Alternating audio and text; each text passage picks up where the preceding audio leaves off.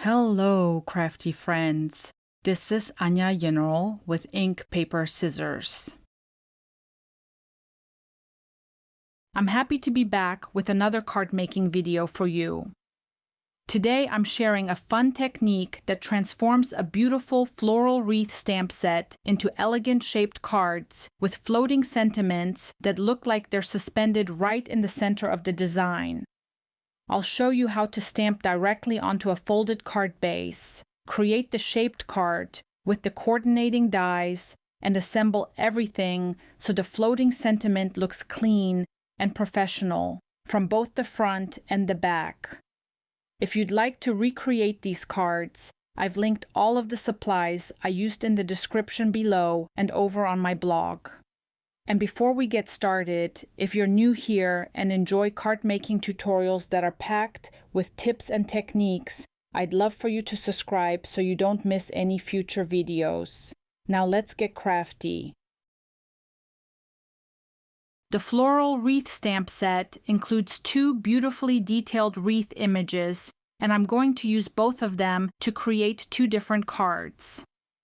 I like pulling both stamps off the backing sheet right away so they're ready to go as I work through each design. To stamp my first wreath, I'm placing a side-folding A2 card base directly into my MISTI. I am positioning the wreath so a small portion extends over the folded edge. That's an important step because later we'll use the coordinating die to cut out the wreath.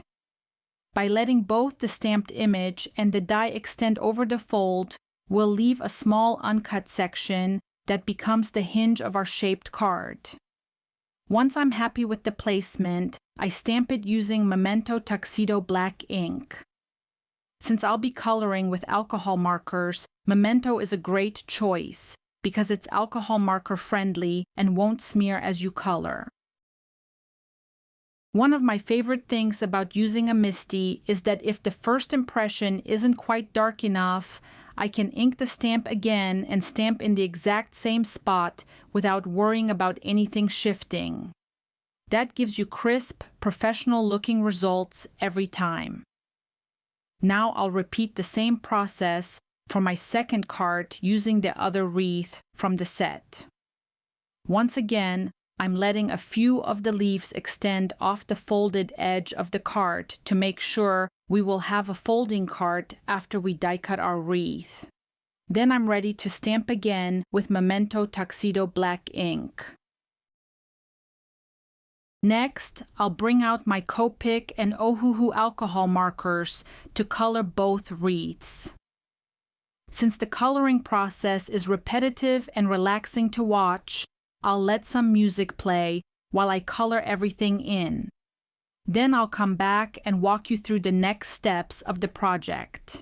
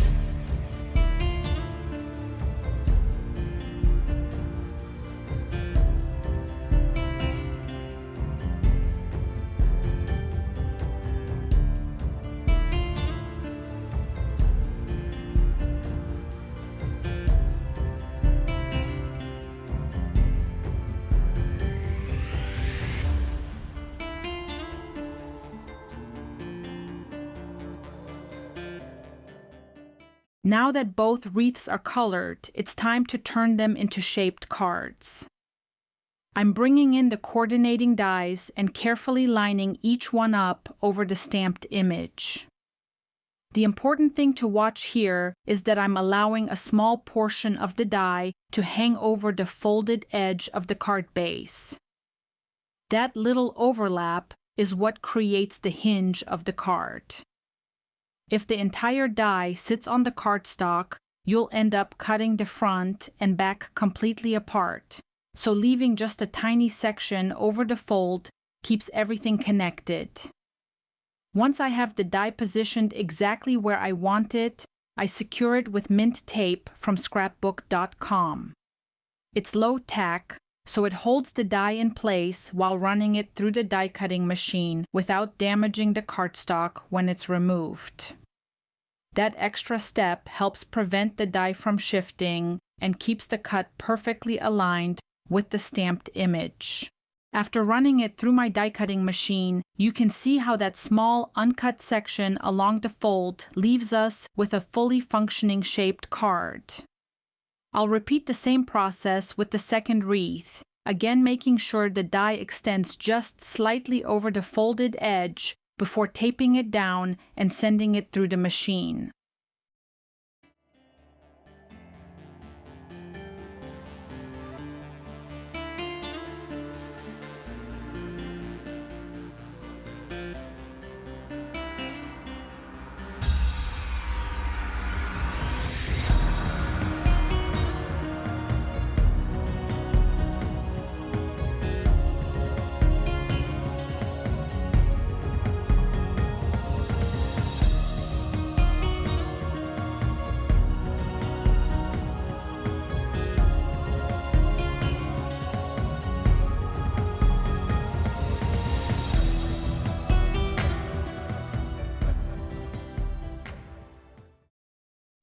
With both shaped card bases finished, it's time to add the greetings. I'm using sentiments from the same floral wreath stamp set, so everything coordinates beautifully. To stamp the sentiments, I'm reaching for my MISTI once again. Just like before, it makes it easy to get accurate placement, especially since these greetings are going directly onto the front of the finished cards. For the ink, I'm using VersaFine Clair Nocturne. This pigment ink produces beautifully crisp, rich black impressions, making it a great choice whenever you want your sentiments to be bold, clean, and easy to read. With the sentiments stamped, I'm using the coordinating dies to cut them out. To make them a little sturdier, I'm also die cutting 3 additional layers of each sentiment from plain white cardstock. Stacking die cuts like this is an easy way to add dimension without reaching for foam adhesive, and it gives the finished sentiment a nice, chipboard-like feel. Now it's time for my favorite part of these cards, the floating sentiment.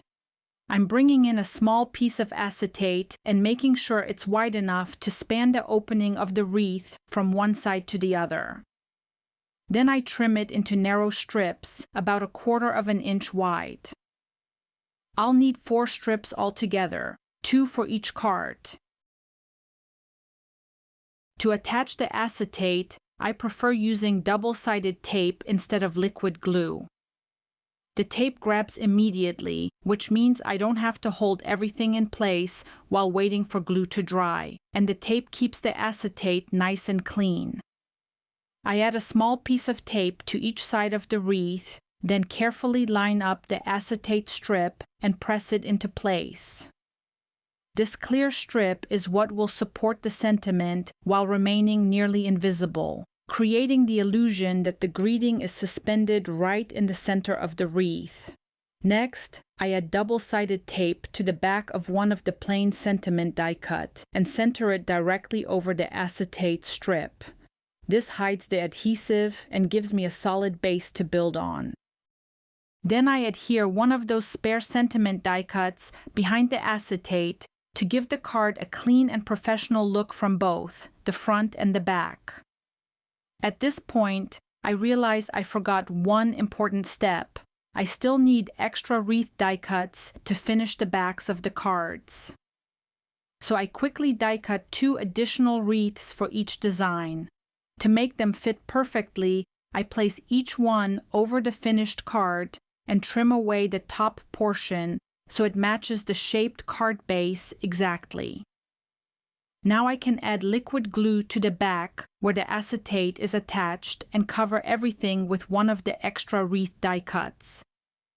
This hides the acetate and adhesive completely, giving the inside of the card a clean, professional finish. I repeat the same process on the front, adding another wreath die cut over the original stamped image. Not only does this sandwich the acetate securely between the layers, but it also gives the wreath a little extra thickness and makes the finished card feel even more polished. Once everything is assembled, the floating sentiment really comes to life. The clear acetate almost disappears, making it look like the greeting is suspended right in the middle of the wreath. Even though the center of the wreath has been die cut, there's still plenty of room inside the card to handwrite a personal message.